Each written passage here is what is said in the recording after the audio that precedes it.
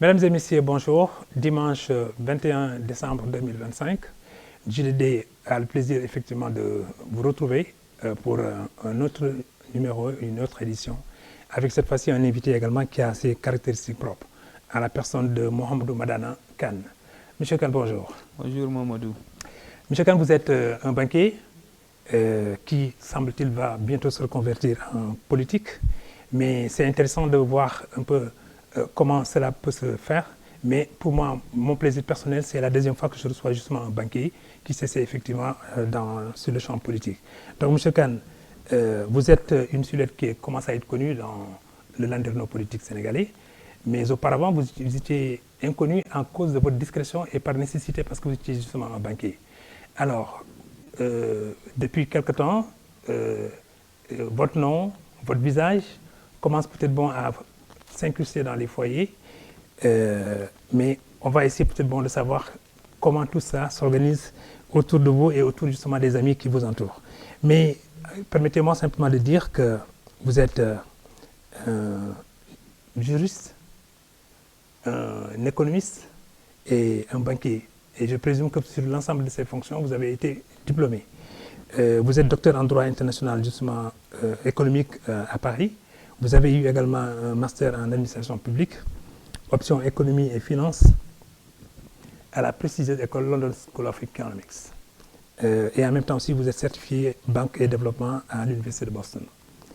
Mais vos expériences également peut-être bon, participent de votre profil, du profil qui a été bien recherché.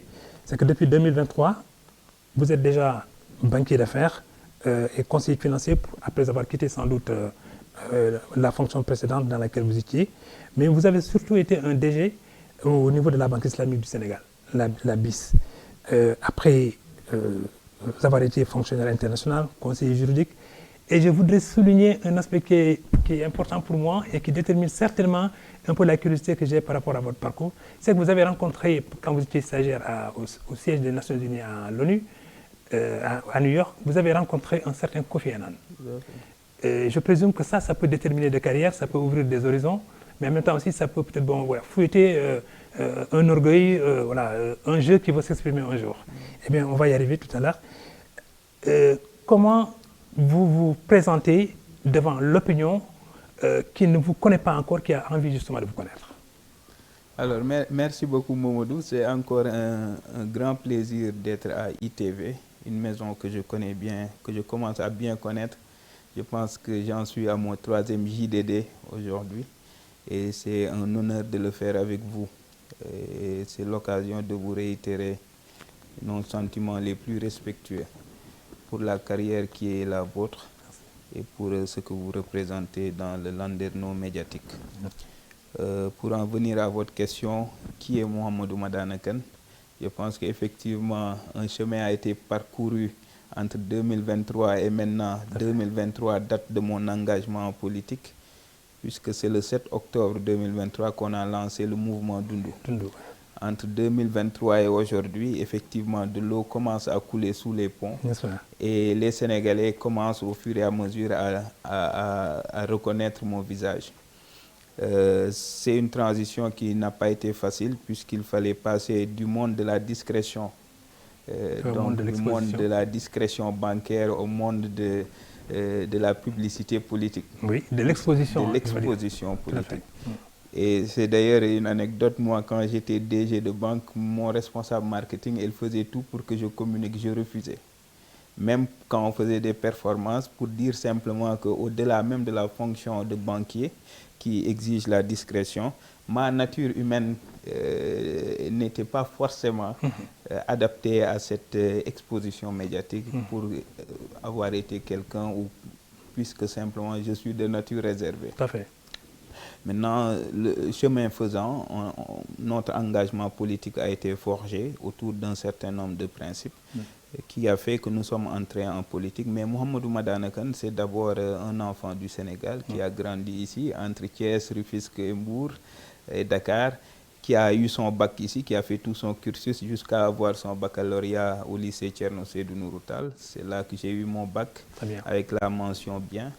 Et c'est à ce titre que le gouvernement du Sénégal a payé mes études avec une bourse pour aller étudier en France. Et cursus qui a été couronné par un diplôme de doctorat en droit international économique. Mais je dois dire que déjà quand j'allais en France, mon objectif à la base c'était de faire de la science politique. Mais à l'époque, on ne pouvait pas faire de sciences politiques sans passer par la case droit. Donc j'ai fait une licence en droit et il fallait faire un choix. Là, je me suis spécialisé en droit international et jusqu'à obtenir mon doctorat en droit international. Donc j'étais destiné à la base à une carrière de juriste, d'avocat. Mais le destin a fait que je me suis retrouvé dans le milieu bancaire, en banque de développement d'abord. Je dois préciser qu'entre 2006 et 2009, période pendant laquelle j'ai rédigé ma thèse de doctorat à Paris, j'ai enseigné également le droit constitutionnel et le droit administratif et le droit international public. Mais en 2009, à la fin de cette phase de recherche et donc de rédaction préliminaire de ma thèse, j'ai eu un poste à la Banque islamique de développement à Jeddah et donc je suis devenu fonctionnaire international. C'est ça. Fonction qui m'a permis de voyager un peu partout dans le monde, de découvrir le monde du développement. Et 10 ans, j'ai passé par toutes les cases pour devenir conseiller juridique en chef. C'est de là-bas que la BID, qui est l'actionnaire majoritaire de la Banque islamique du Sénégal, a décidé de me ramener au Sénégal pour diriger la banque commerciale que j'ai dirigée pendant 3 ans.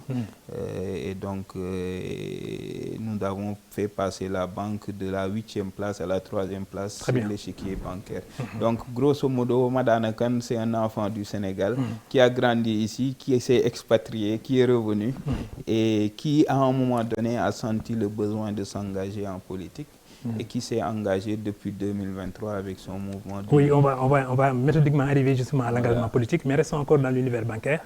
Mais précisez simplement d'une petite rencontre que vous avez eue, enfin d'une très grande rencontre que vous avez eue avec justement Kofi Annan. Tout à fait. C'était quoi Kofi Annan selon vous? Vous êtes un jeune stagiaire donc, dans le système des Nations Unies. Il représentait quoi pour vous? Ou bien à la l'issue de cette rencontre, qu'est-ce qu'il a pu représenter pour vous? Alors, moi, c'était un idole. Chez Kofi Annan, à telle enseigne que mes collègues stagiaires, à l'époque, on était un groupe qui venait de partout dans le monde. On s'est retrouvés à New York, jeunes, festifs. Et j'étais dans le département juridique à la section des traités. Et donc, toutes les conventions qui étaient signées par les diplomates, par les chefs d'État, j'ai assisté à l'Assemblée générale des Nations unies pour la première fois en 2005. Et donc, Kofi Annan, c'était un idole. On a eu à le côtoyer en tant que stagiaire de manière très rapprochée. Il nous recevait, on discutait avec lui, il nous faisait un peu de mentoring. Et donc, mes collègues stagiaires m'appelaient à l'époque le futur Kofi Annan. Et donc, je me destinais à une fonction de fonctionnaire international à l'époque. Et effectivement, le parcours que j'ai fait avec la Banque islamique de développement, c'était en réalité une continuation de cette ambition que j'avais d'être fonctionnaire international. Parce que simplement, je voulais faire comme Kofi Annan. Je voulais être Kofi Annan. Donc, c'est une belle rencontre.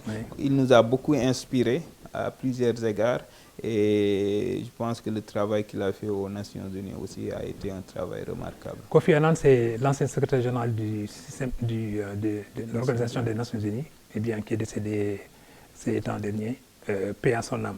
Mais une grande figure justement de la classe politique et de la classe dirigeante africaine. Donc paix à son âme. Voilà, vous êtes maintenant revenu auréolé effectivement de ces rencontres, mais de ces pérégrinations à Jeddah au niveau du siège de la BID. Et puis ensuite, on vous voit au Sénégal occuper une fonction directoriale, donc directeur général de la BID, de la BIS. À partir de là, comment avez-vous appréhendé la réalité économique sénégalaise une fois que vous êtes devenu directeur général de la BIS? Alors, c'était un avantage considérable. Je rappelle que quand je suis rentré en 2020 pour être directeur général de la BIS, je n'avais que 37 ans. Très bien. Aujourd'hui, j'ai 43 ans. Vous êtes toujours jeune. Hein? Je suis, c'est ça. Donc, à 37 ans, j'étais le plus jeune DG de banque de la place. Tout à fait. Déjà, ça, c'était un défi, un challenge pour moi. Tout à fait. C'était pour la première fois aussi qu'un juriste devenait DG d'une banque. Oui. Mais étant entendu quand même que j'étais juriste d'affaires, donc les juristes d'affaires, c'est des gens qui maîtrisent les risques, qui maîtrisent aussi l'exploitation. Ils sont obligés puisqu'ils négocient les grandes conventions. Donc, et j'étais quelques années auparavant, j'assistais dans le conseil d'administration des banques islamiques en Afrique de l'Ouest, dont le Sénégal. Alors, l'appréhension en revenant, c'était d'abord de faire le lien entre le monde du développement que je venais de quitter, toujours bancaire, mais le monde du développement où on rencontre les chefs d'État, on rencontre les dirigeants d'institutions, on fait le terrain parce qu'on va financer des projets de routes, d'infrastructures, d'aéroports, des projets dans la microfinance, l'éducation, la santé. Et là, on vient en monde commercial. C'est ça. Alors, mon défi, mon objectif, c'était de dire que j'ai eu cette expérience internationale, j'ai eu cette expérience diplomatique. Il est temps que je rentre dans mon pays pour connaître son économie. Et il n'y a pas meilleur moyen, meilleur endroit pour connaître l'économie du pays que d'être en banque. Parce que vous êtes l'instrument majeur de financement de l'économie du pays. Et donc, c'était un challenge parce qu'il fallait d'abord savoir comment les entreprises fonctionnent, comment les personnes physiques aspirent à être financées. Ça s'est fait très rapidement, mais la chance que j'ai eue, c'est que j'ai trouvé déjà une banque qui avait quelques fondamentaux assez solides. Et donc, il fallait juste passer à un autre niveau. On l'a fait passer à un autre niveau. Et l'avantage que j'ai eu aussi, c'est d'avoir, avec la Banque islamique du Sénégal, découvert tous les secteurs de l'économie, que ce soit le commerce, le BTP, l'industrie, l'agro-business. C'est tous les secteurs qui portent notre économie aujourd'hui, et d'avoir côtoyé aussi tous les dirigeants d'entreprises de ce pays. Donc le défi était assez énorme, mais je pense qu'on a su le relever avec des partenariats qu'on a su nouer.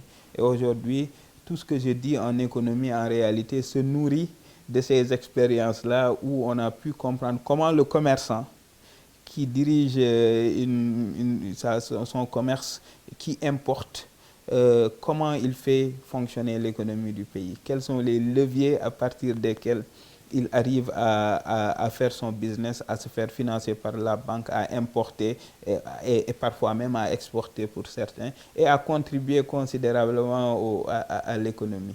Donc, je pense que c'est cet apport-là et cette expérience que la BIS nous a apporté. Très bien. Donc, GDD du dimanche 21 décembre reçoit Madana Kane avec beaucoup de plaisir. Madana, vous avez dit que à la tête donc de la BIS, vous avez porté la banque justement à un autre niveau. Mais j'espère que tout en la portant à ce niveau-là, elle n'a pas perdu en route justement son âme. Je veux dire, la quintessence de ce qui fait la Banque islamique de développement. La Banque islamique du Sénégal. Du Sénégal plutôt, oui, c'est ça. Non, c'est une banque islamique. La Banque islamique du Sénégal est une filiale de la Banque islamique de développement, mais la filiale commerciale au Sénégal. Donc une banque de détail, une banque commerciale. Donc qui ne fait pas normalement des projets de développement comme les banques de développement. Mais c'est des banques qui financent l'économie, donc qui financent les particuliers, les entreprises, les PME. Elle n'a pas perdu son âme, au contraire. Un des mandats que j'avais quand on m'a confié la Banque islamique, c'était justement de la rendre conforme d'un point de vue islamique. Il fallait qu'elle soit vraiment une banque islamique et qu'elle se différencie des banques commerciales parce que le modus operandi est censé être différent. Donc ça, c'est un défi qu'on a relevé en ramenant le taux de conformité à presque 100%, aussi bien sur le segment des dépôts que sur le segment des emplois, donc des financements. Donc je pense que ça, c'était un défi. Au contraire, c'est quand j'étais là-bas que la banque a doublé quasiment son total bilan. Ce que ça veut dire, c'est que la banque est allée d'un niveau à un autre en termes de financement de l'économie. Parce que les emplois ont augmenté, les ressources ont augmenté. Et donc, beaucoup d'entreprises ont été recrutées dans le portefeuille de la banque et on les a accompagnées. Il y a beaucoup d'entreprises d'enseignes que vous voyez aujourd'hui qui se sont développées, qui ont pu faire leur expansion comme il faut, parce qu'à un moment donné, la Banque islamique a su les accompagner. Comment avez-vous apprécié justement les Sénégalais, les acteurs économiques sénégalais, qui, dès le départ, se sont adressés à vous, ou bien se sont adressés à la banque? Et ensuite, quelle a été la réponse de la banque? En termes peut-être bon d'accueil, mais en termes aussi peut-être bon d'écoute. Et sûrement aussi peut-être bon de dire, tiens, il y a des opportunités qui se présentent. Mais nous avons peut-être bon une originalité dans la démarche d'appui à ces clients qui se présentent à nous. Alors, le challenge principal, c'est l'accès au financement. Parce que la banque, elle a ses fondamentaux. Elle veut de la ressource surtout, oui. Et ensuite, avec la ressource, elle finance. Le problème majeur au Sénégal, c'est que les entreprises ne sont pas forcément liquides. Elles peuvent avoir beaucoup d'actifs, mais elles n'ont pas de liquidité. Et donc, elles veulent se faire accompagner. La banque aussi est très frileuse en matière de gestion des risques, en raison notamment d'un dispositif prudentiel qui est assez contraignant et qui exige un certain nombre de garanties et autres. Et de dépôts. Alors, le premier défi, c'était de voir comment, si on veut accompagner l'économie du pays, comment on doit surmonter en alliant responsabilité commerciale et responsabilité fiduciaire en matière de gestion des risques. Je pense qu'on a pu le lever avec des produits innovants. On est allé aussi voir les entreprises qui avaient forcément un potentiel à se développer et apporter de la valeur ajoutée à l'économie, mais qui manquaient un accompagnement simplement parce que les plus grandes banques qui peuvent accompagner ces institutions-là ne sont pas des banques sénégalaises. Et donc, ces grandes banques-là qui ont la capacité à faire émerger des puissances commerciales d'entreprises, elles ont cette appétence au risque qui est limitée et elles financent principalement les entreprises étrangères basées au Sénégal. Et donc, il fallait voir comment la Banque islamique peut se substituer ou en tout cas combler ce gap-là en alliant gestion commerciale et maîtrise des risques. Et donc, c'était dans les discussions avec les entreprises, les formaliser, les aider à vraiment avoir une bonne gestion de leur trésorerie, une bonne gestion de leurs finances, les accompagner et puis permettre le développement de leur exploitation, tout dans le cadre d'une approche maîtrisée des risques. Et je pense que c'est ce qu'on a pu réussir et ce qui a permis que la banque puisse développer son portefeuille, mais aussi permettre à certaines entreprises qui peinaient à être financées à désormais avoir le concours et le soutien de la banque. Il y a des créneaux que les banques ont laissés en jachère. Je vais essayer peut-être de m'y engouffrer. Et est-ce que ces créneaux-là, vous les avez déjà identifiés parce que les autres banques ne les considéraient pas comme étant justement des poches juteuses? Ou bien est-ce que c'est parce que votre sagacité vous a permis simplement de dire mais j'inscris le nom de ma banque sur le fronton et puis ensuite je vais faire le travail qu'il faut? Alors, c'est plusieurs choses, c'est une conjonction de plusieurs facteurs. Qui ont permis justement de passer ce cap-là. D'abord, par rapport à ma motivation, il y avait une motivation naturellement personnelle puisque ma maman est là, et mes frères et sœurs étaient là, donc même mon épouse et mes enfants à un moment donné étaient là, donc c'était important de se rapprocher de la famille. Donc j'ai eu cette opportunité d'avoir le président de la BID à l'époque me désigner pour venir au Sénégal. Donc c'était un honneur, donc je suis rentré. Et ensuite, c'était un certain nombre de facteurs qui nous ont poussé justement à accepter le défi. Maintenant, par rapport à la question de la performance en elle-même, vous ne pouvez pas accompagner l'économie de votre pays, vous ne pouvez pas accompagner les entreprises de votre pays si vous ne maîtrisez pas leurs fondamentaux. Et là, il fallait naturellement faire un énorme travail de prospection, d'analyse, de disséquer comment les choses se passent. Bon, là, je pense que j'ai perdu un peu le fil de... Non, là, c'est que les créneaux que vous allez occuper, est-ce que c'est des niches? Les créneaux qu'on va occuper, les niches, ce n'est pas forcément des niches parce que on fait de la banque universelle. Quand vous faites de la banque universelle, vous êtes obligé d'aller dans tous les secteurs qui, bien entendu, avec votre stratégie. Parce que ce que vous voulez, c'est avoir du PNB, donc augmenter le niveau de profitabilité de la banque tout en respectant votre mandat. Votre mandat, c'est de financer l'économie. Alors, il y a des secteurs, dans votre stratégie, vous allez définir des secteurs, vous allez définir des enveloppes à ne pas dépasser. Et pour nous, il fallait que la banque puisse augmenter ses ressources en élargissant sa base de retail. Donc retail, c'est-à-dire la base des clients particuliers. Les fonctionnaires les fonctionnaires qui n'ont pas de compte mais qui ont un salaire, donc pas très risqué de les prendre. Oui. Les fonctionnaires, les entreprises les petites et moyennes entreprises, c'était un segment aussi qu'il fallait booster parce que il ne faut pas oublier qu'au Sénégal, 90% des entreprises sont des petites et moyennes entreprises. Donc, vous ne pouvez pas prétendre développer l'économie et financer l'économie si vous n'accompagnez pas les petites et moyennes entreprises. Or, ces petites et moyennes entreprises, généralement, ne sont pas prêtes à accueillir des financements dans le cadre d'une approche de gestion des risques. Donc, il fallait faire tout ce travail. Donc, nous, il fallait aussi voir les entreprises qui apportent des recettes d'exportation. Oui. Donc, qui vous apportent des devises. Parce qu'en contrepartie des devises, vous pouvez avoir de meilleures relations avec vos correspondants bancaires à l'international. Donc, c'était un ensemble de facteurs qu'il fallait mettre en perspective pour justement passer d'une étape à une autre. La concurrence, elle est saine entre les banques. Et les saines, le marché sénégalais, il faut savoir, c'est un marché très étroit. Oui. On se partage les mêmes clients. Donc, il faut voir comment passer d'une étape à une autre en faisant qu'un client fasse de vous sa première banque. Et plutôt qu'une autre banque. Oui. Il fallait aussi voir comment augmenter les ressources de la banque à travers le retail, à travers donc les particuliers.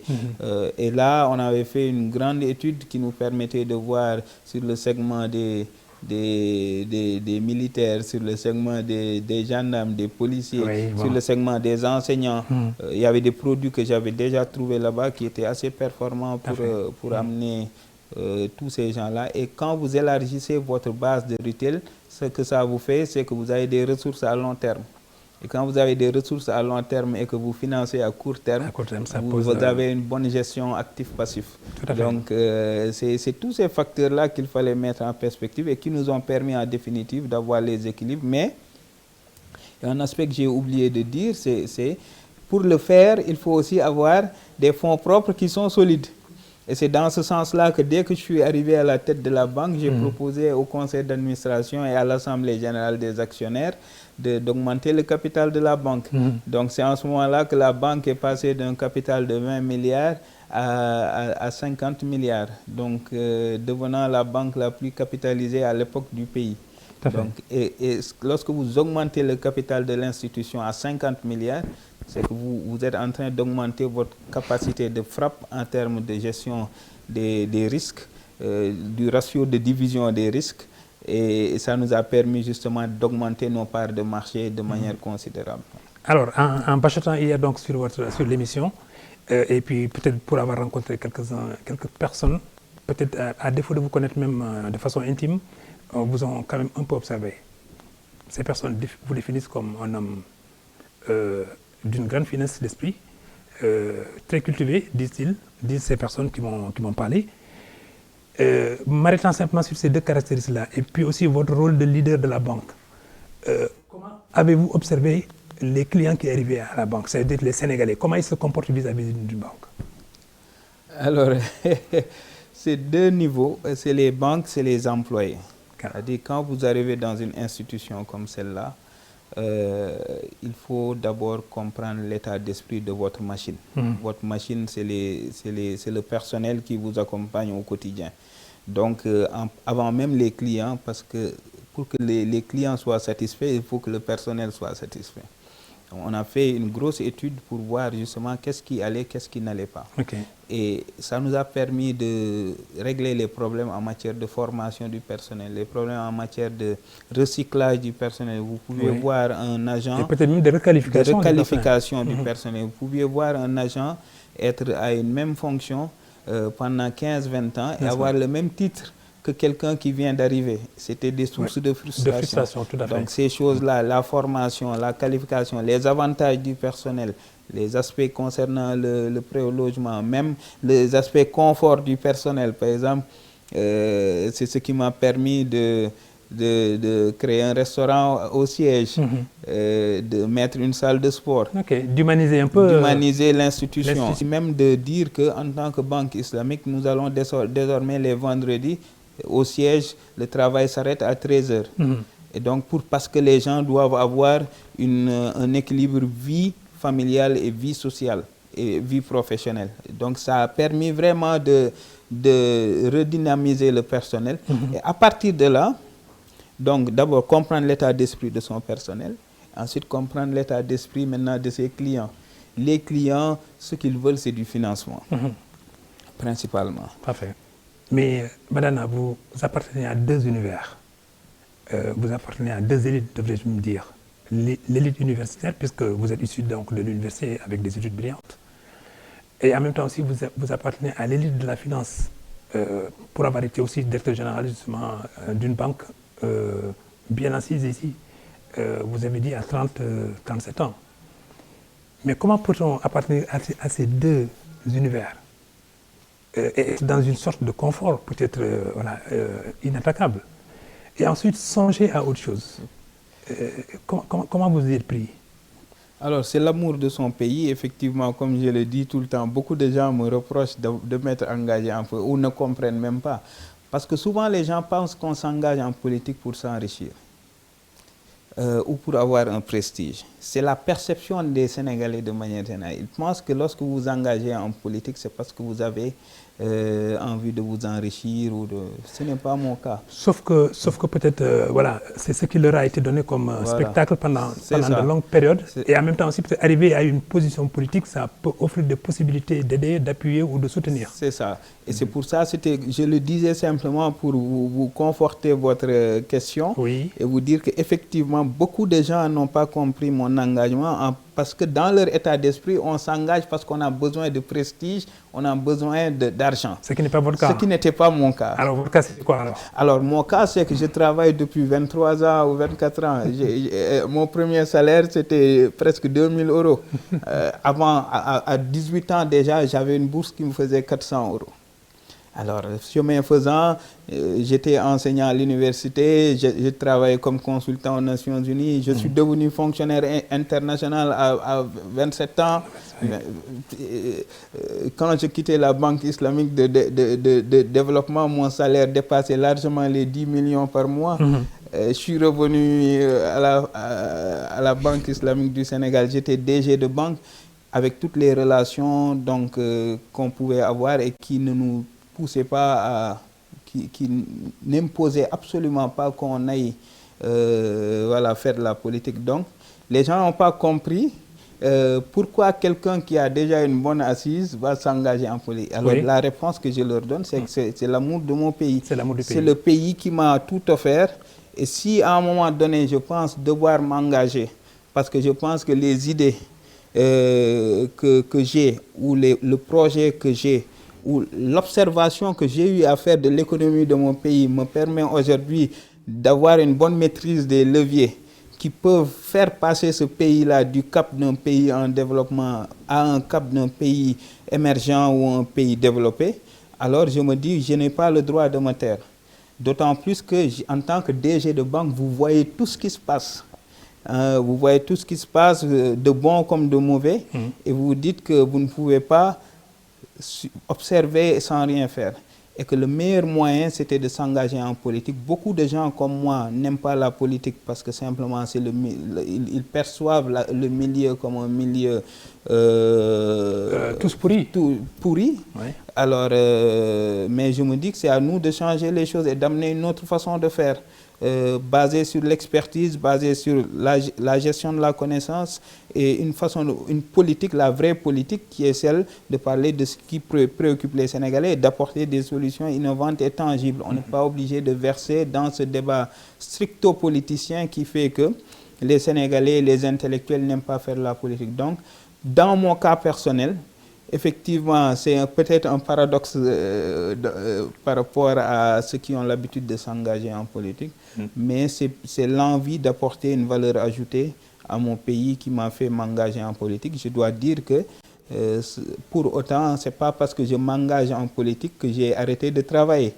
Parce qu'effectivement, je refuse d'être un politicien professionnel. J'allie la politique avec mon travail. dans le domaine du droit international. J'interviens comme consultant auprès de beaucoup d'organisations internationales et de structures qui me confient des missions d'analyse, de recherche et autres.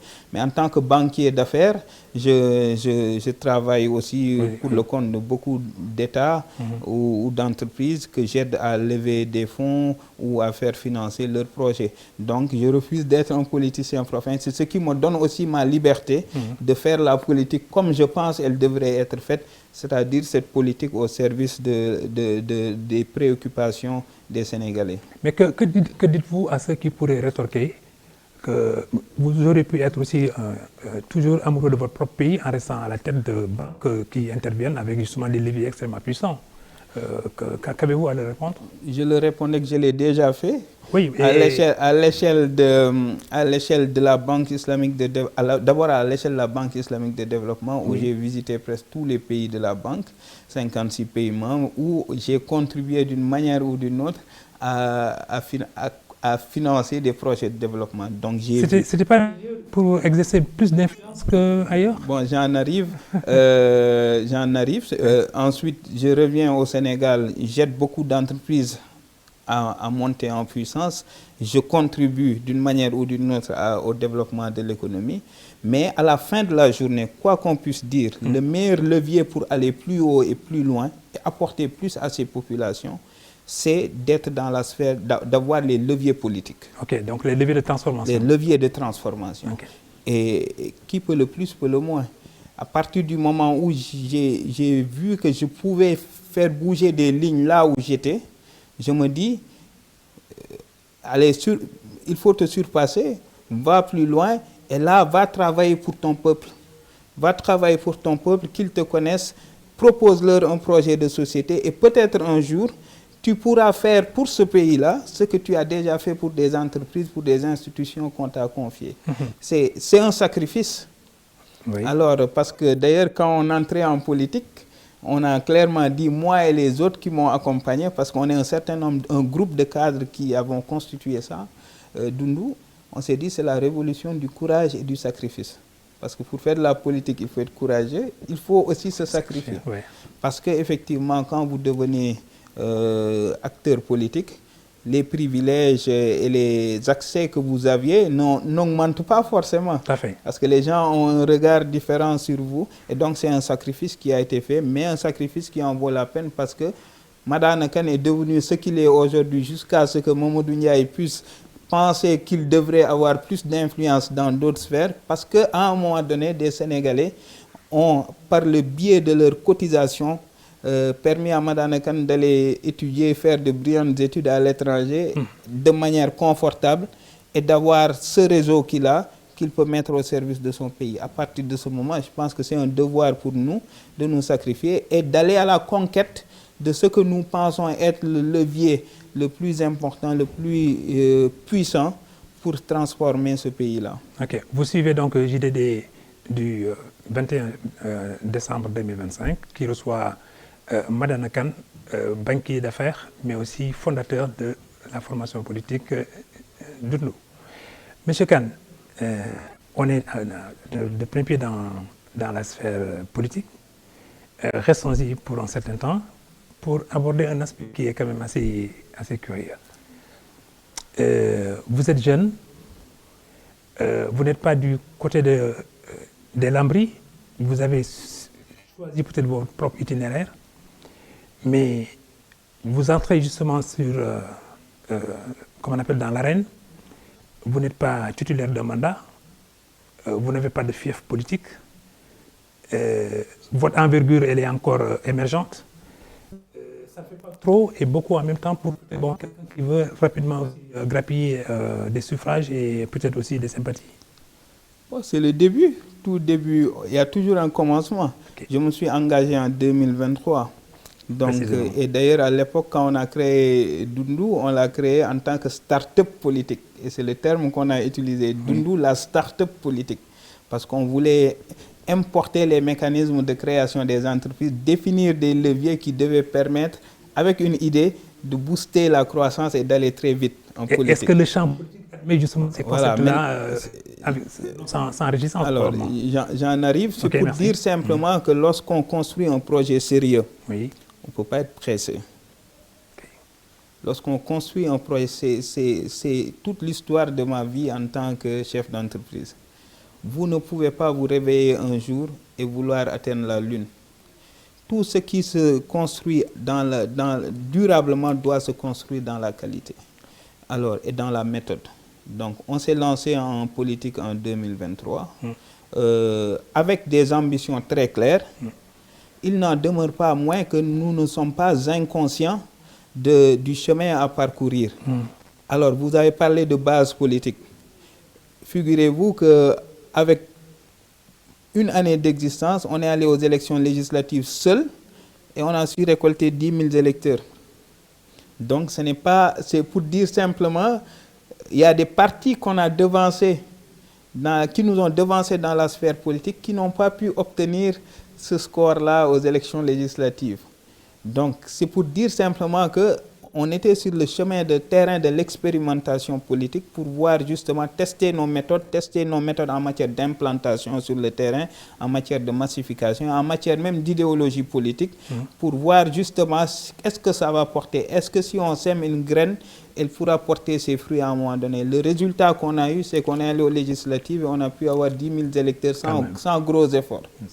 Alors, ça veut dire que les Sénégalais nous écoutent. Ça veut dire que les Sénégalais sont sensibles à notre message.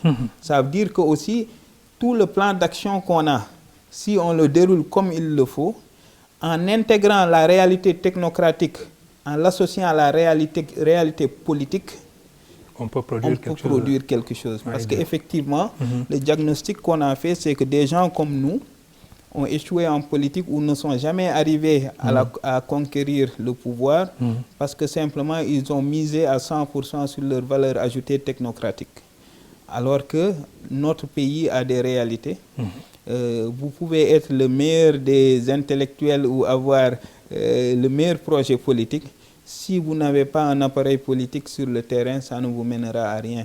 Et l'appareil politique, désormais, on va même au-delà des partis qui ont leur propre appareil politique, mais c'est les coalitions maintenant qui gagnent les élections. Donc, il y a toutes ces choses-là qui sont prises en compte. Et donc, je pense que nous ne sommes pas pressés. Nous travaillons de manière méthodique. Nous travaillons dans la qualité et dans cette façon de faire de la politique qui doit répondre de manière précise aux aspirations des populations. Et donc, pour répondre plus précisément encore à votre question, nous sommes bien conscients des enjeux de la politique au Sénégal. Nous sommes prêts à affronter ces défis et nous sommes confiants aussi dans les méthodes et dans le projet de conquête qu'on a mis en place. Et nous sommes certains que si Dieu nous prête longue vie, je ne dirai pas qu'on va arriver à nos fins. Si Dieu nous prête longue vie, en tout cas, on deviendra un peu plus incontournable sur l'espace politique.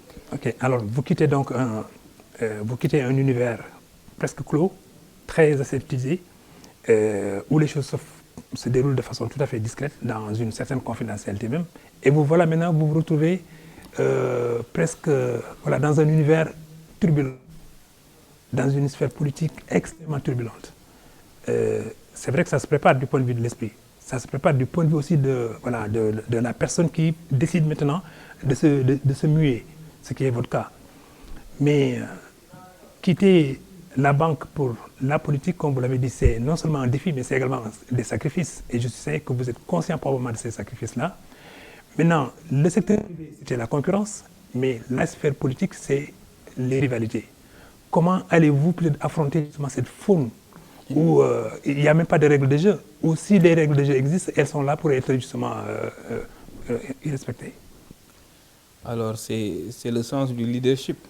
C'est-à-dire qu'on soit en entreprise ou en chef de famille, dans sa maison, ou chef d'entreprise, ou quoi qu'on puisse gérer. Ou leader politique. Si vous n'avez pas la résilience, la patience, et si vous n'avez pas la capacité d'encaisser et la capacité de dépassement, vous ne réussirez pas. Et je pense que c'est valable pour la scène politique. La seule différence, c'est qu'effectivement, ailleurs, les règles du jeu sont claires. peut-être en politique, tous les coups sont permis, c'est ce qu'on dit. Alors, de ce point de vue, il faut s'armer de sa capacité de résilience, de sa confiance en Allah, parce que c'est lui qui nous gratifie de ses bienfaits, c'est lui aussi qui nous éprouve d'une manière ou d'une autre. Et de ce point de vue, être prêt, je suis conscient de ça, je suis préparé à ça. La preuve, tous les jours, les gens, lorsqu'ils voient que vous avancez, ils essaient de vous discréditer en sortant des choses par-ci, par-là qui n'existent pas. Mais ça fait mal aux gens qui vous connaissent, mais ça ne vous ébranle pas parce que lorsque vous vous engagez, vous étiez préparé à ça. Mais d'où tirez-vous votre tranquillité et votre sérénité pour aborder justement des questions qui normalement devraient inquiéter? C'est-à-dire vous quittez un environnement et puis vous vous retrouvez dans la politique et puis vous gardez une certaine lucidité pour dire, bon, je sais le sens de l'étape que je m'intériorise pour pouvoir peut-être avancer dans la sphère politique en affichant aussi des chiffres justement qui vous donnent un peu le sourire. Alors, comme j'ai dit, c'est la lucidité et le fait d'être focus. Quand on a des objectifs, quand on définit une feuille de route pour atteindre quelque chose, on identifie les opportunités, on identifie les contraintes, on identifie les menaces, on identifie les acquis, on identifie tout ce qu'on va laisser. Et c'est à partir de là que vous prenez une décision de lancer un projet ou pas. Moi, quand j'ai pris la décision de lancer ce projet-là, j'ai déjà évalué tout cela. Alors, à partir de ce moment, vous ne pouvez qu'être tranquille parce que tout ce qui arrive, vous l'aviez déjà anticipé. Tout ce qu'on peut dire, tout ce qu'on peut faire, tous les crocs en jambes qui peuvent arriver, vous l'aviez déjà anticipé. Vous saviez que c'était un élément du chemin à venir. C'est pareil pour le monde de l'entreprise. L'autre chose, c'est d'être irréprochable. C'est-à-dire, être irréprochable, c'est savoir que lorsque vous entrez en politique, on ne va rien vous permettre. Alors, si vous décidez d'aller en politique, il faut avoir patte blanche et être conscient qu'on ne peut pas qu'on ne trouvera jamais quelque chose à vous reprocher. Dans votre passé, dans votre présent, en tout cas, que vous cherchez à être irréprochable. À partir de ce moment, vous ne pouvez qu'avoir la conscience tranquille. Vous ne pouvez que dégager une tranquillité puisque vous avez déjà anticipé les menaces. Mais au-delà d'avoir anticipé les menaces, vous savez qu'en tant que bon croyant, seule la vérité triomphera, peu importe les défis ou les contraintes qu'on peut vous poser à un moment donné du parcours. J'ai envie de savoir très rapidement si le prestige de votre nom de famille également n'est pas un élément, un atout pour vous, quoi qu'il advienne. Bon, je ne pense pas. Je pense que je suis Kane, comme beaucoup de Kane au Sénégal, oui. Effectivement d'une famille, d'une grande famille connue. Mais je n'ai jamais mis en avant des questions familiales ou des questions d'où je viens. Je pense que ce n'est pas le plus important. Je ne suis pas d'une famille super riche. Je viens d'une famille modeste. D'une maman commerçante, d'un papa ingénieur des travaux d'élevage. Donc, mais des parents qui nous ont inculqué les valeurs qu'il fallait pour que leurs enfants puissent réussir dans la vie. Et donc, c'est ces valeurs-là qui nous ont permis d'arriver là. Donc, la politique, pour moi, effectivement, les valeurs qu'on vous inculque sont importantes dans le comportement que vous affichez et dans le cheminement que vous tracez. C'est d'abord des valeurs de croyance divine. C'est savoir que tout ce qui vous arrive, ça vous arrive parce que c'est prévu et que vous ne devez placer votre confiance qu'en votre Seigneur. C'est aussi des valeurs de respect, d'éducation, et c'est des valeurs de dignité et de résilience. Autant de valeurs que je pense devoir être plus des atouts dans le monde de la politique que des inconvénients. Mais effectivement, la manière dont la politique est faite aujourd'hui avec des insultes à tout va, c'est aux antipodes des valeurs que je viens d'évoquer.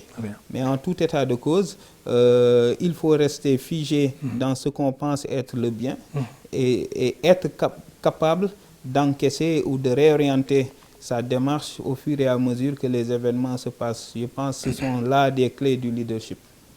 Alors, maintenant, vous avez tous les deux pieds justement dans la sphère politique. Quelle est votre offre politique? Alors l'offre politique, c'est Dundu, c'est déjà le nom. Le nom est assez révélateur. Le mouvement politique que nous avons mis en place, c'est Dundu. Dundu pour dire vivre, vivre pour dire vision vers le renouveau. Alors, cette vision vers le renouveau, vivre et Dundu, c'est permettre à l'être humain de vivre. Mon père disait tout le temps, d'ailleurs c'est l'inspiration que j'ai eue pour créer le nom Dundu. J'étais au bord d'un avion pour voyager en voyage d'affaires et je pensais déjà à mon aventure politique et j'ai dit d'abord je commence par trouver le nom. Alors il m'est revenu cette phrase de mon père avec qui j'avais souvent de longues discussions quand je revenais au Sénégal. Et il me disait tout le temps, il le répétait systématiquement, Madane, toute personne que tu vois est au milieu. Parce qu'au-dessus de vous, il y a toujours des gens qui sont plus riches que vous, qui sont plus élevés, mieux éduqués que vous, plus forts que vous. Et en bas, il y a toujours des gens qui sont en dessous de vous, moins forts, moins heureux. Et donc, quiconque, même le président d'un pays est au milieu parce qu'au-dessus de lui, il y a toujours un président. Il dit que quiconque est à un niveau, qui que tu puisses être, ta seule aspiration au quotidien, c'est de vivre. Même le roi, même le prince, même le président de la République, même le maçon, l'enseignant, la maman qui vend au marché, à chaque fois que tu te réveilles le matin, tu n'as qu'un objectif, c'est de vivre. Et alors, si les dirigeants sont là pour servir le peuple, servir les populations, ils doivent permettre aux gens de vivre. Et donc, Dundu, c'est de dire que la vision, elle est humaniste. Je dirais que notre idéologie politique, c'est de l'humanisme démocratique. Et donc, c'est permettre aux gens de vivre depuis l'enfant qui est dans le ventre de sa maman à la personne retraitée qui est dans sa maison et qui aspire à vivre avec quiétude et dans la dignité. Et là, on a défini une pyramide qui nous permet, en tant que Sénégalais, d'identifier aujourd'hui Mamadou Ndiaye, avec son âge et son parcours vis-à-vis de la société sénégalaise, quelles doivent être ses aspirations? On peut bien le situer. On peut dire que Mamadou Ndiaye probablement aujourd'hui a des enfants qui vont à l'école, qui vont à l'université. Mamadou Ndiaye veut financer leurs études, il veut qu'ils réussissent. Il veut aussi avoir une maison, il veut avoir ceci, il veut avoir cela. Il y a beaucoup de choses en même temps. Donc ça nous permet, nous, de définir une pyramide des besoins de l'homme sénégalais à chaque étape de sa vie. À la Maslow ou bien Maslow, ce n'est que l'aspect conceptuel. C'est ça. Mais là, je parle opérationnel, tenant compte de la vie des Sénégalais que nous connaissons. On sait que l'enfant qui a entre 4 et 5 ans, à quoi il aspire. Celui qui a entre 20 et 45 ans, quels sont ses besoins fondamentaux? À quoi il veut avoir un logement, il veut avoir un travail, il veut avoir un pouvoir d'achat. Donc, on a construit notre vision politique Dundu Lenen à partir de cette pyramide-là des besoins des Sénégalais à chaque étape de leur vie, adossée à cette idéologie de l'humanisme démocratique. Et donc, cette vision-là, vivre, c'est celle-là qui nous a permis de développer un programme, lequel programme est constitué d'un certain nombre de notes d'orientation dans les différents secteurs, avec les 4 axes. On a 4 axes et 2 leviers dans la vision. Le premier axe, c'est alimentation, parce que le besoin de vivre d'abord, c'est de manger. Alimentation, santé, cadre de vie, c'est l'axe 1. L'axe 2 de la vision Dundu Lenen, c'est éducation, formation, parce qu'à un moment donné, c'est de ça dont on a besoin. L'axe 3, c'est emploi et pouvoir d'achat, parce qu'une fois que vous êtes formé, vous avez besoin d'avoir un emploi. Bien sûr. Il ne suffit pas d'avoir un emploi, mais il faut avoir aussi une activité. Une activité. Et avoir un pouvoir d'achat à côté. Parce que si vous travaillez ou que vous avez une activité qui ne vous permet pas de satisfaire vos besoins fondamentaux, il y a un problème. Et enfin, il y a un besoin fondamental que nous avons tous, peu importe notre âge, peu importe notre niveau, c'est le besoin de sécurité. On a tous besoin de vivre en sécurité. Mais nous, on a une façon différente de concevoir la sécurité. Pour nous, dans notre programme, vous verriez par exemple que l'accès à l'électricité est un enjeu de sécurité pour nous. L'accès à l'habitat est un enjeu de sécurité pour nous. Donc la sécurité, elle n'est pas que sécurité physique, elle est aussi une sécurité sociale qui permet aux gens d'aspirer à vivre dans les conditions les plus décentes possibles. Donc c'est tout ça la vision, c'est tout ça Dundu, c'est notre idéologie, c'est ce qu'on veut apporter comme vision politique aussi. Alors, vous avez dégagé des enjeux, vous avez situé aussi peut-être bon, les niveaux de responsabilité devant impliquer ceux qui vous entourent ou ceux qui vous accompagnent. Maintenant, dans la faisabilité, c'est ça qui a donné naissance effectivement au plan, pareil? Non, le pareil, c'est autre chose. Ok. Alors, comme j'ai dit, tout parti politique doit avoir d'abord un manifeste, doit instrument, avoir une vision, oui, doit avoir une idéologie, doit avoir une vision et ensuite doit avoir un programme. On avait un programme pour les présidentielles. C'est ça. On a un programme pour les élections législatives. Ça, c'est le programme global de gouvernement. Si demain vous aspirez aux manettes, qu'est-ce que vous apportez? Au Sénégal, malheureusement, on vient souvent et c'est quand on est venu qu'on veut en ce moment concevoir le programme. C'est une pierre dans le jardin d'un autre camp ou bien non? Non, je pense que c'est dans le jardin alors de tous les gens qui nous ont précédés au pouvoir au Sénégal, qui ont occupé les fonctions de pouvoir. Parce que souvent, c'est quand on vient, je prends l'exemple de Macky Sall, il avait son plan Yoonu Yokkute. Quand il est venu, il a migré vers le plan sénégalais. Parce que quand il est venu, il a fait des adaptations. C'est ça. C'est pareil pour ceux qui sont là au pouvoir aujourd'hui. Le président Bassirou Diomaye est venu avec le projet d'un Sénégal souverain, juste et prospère, avec son livre. Mais une fois qu'il est venu, il a amené l'agenda national de transition. Pour moi, c'est une grosse anomalie. Okay. Vous voyez Trump qui vient le premier jour, qui signe des décrets de transformation. Ça veut dire qu'en venant, il savait déjà ce qu'il voulait faire. Où aller, quoi faire et comment le faire. Et je pense que nous, c'est la démarche qu'on a voulu avoir, c'est-à-dire d'avoir un programme qui est adossé à des analyses approfondies, pas seulement des idées, des actions qu'on voudrait faire si on vient, mais on les étudie, on les évalue et on les met dans le programme, de sorte que lorsque vous venez, vous déroulez. Alors ça, c'est le programme de manière générale. Maintenant, le pareil, c'est autre chose. Le pareil, c'est un programme intérimaire, intermédiaire, qui nous a été obligé, qu'on a été obligé de concevoir dans un contexte économique qui nous a rattrapés.